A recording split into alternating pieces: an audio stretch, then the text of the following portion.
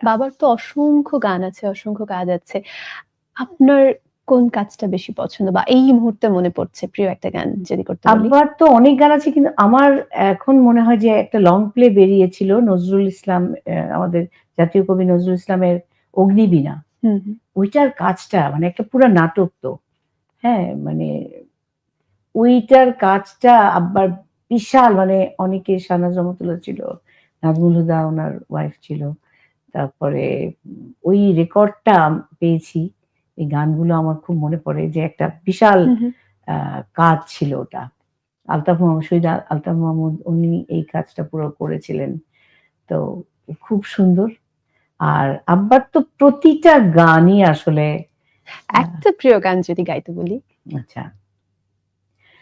তুমি কখন এসে দাঁড়িয়ে আছো আমার অজান্তে, আমার গানেরও প্রান্তে তুমি দাঁড়িয়ে আছো গো।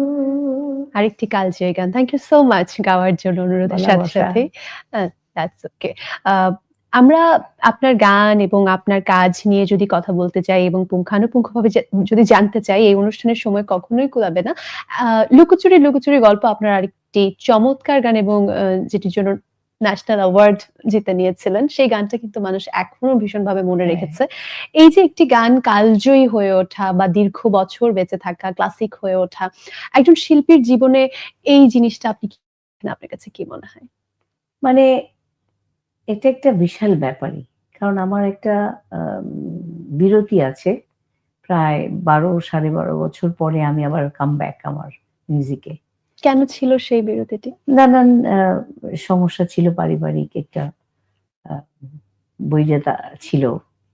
তো সেখান থেকে আসলে গান গাওয়া হয়নি।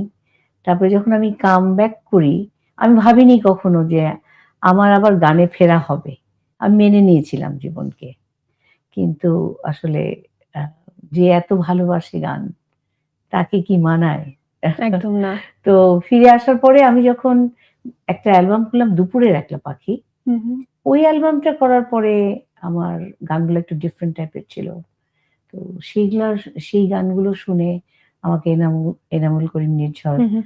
উনি আমাকে গানটা গাইবার জন্য বললেন। তো গাইলাম এবং তারপরেই জাতীয় পুরস্কার পেয়ে গেলাম। সারপ্রাইজিং। কিন্তু মেরিল পুরস্কারও পেয়েছিলাম। সেটা তো আছেই। ১২ ১২.৫ বছর একটা দীর্ঘ সময়, এক যুগের বেশি সময় গান থেকে আলাদা থাকার জার্নিটা কেমন ছিল আপনার জন্য?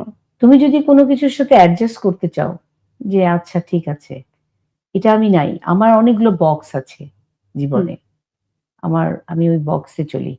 যে অপশন 1, অপশন 2, আ অপশন 3 তে খুব একটা যাই না।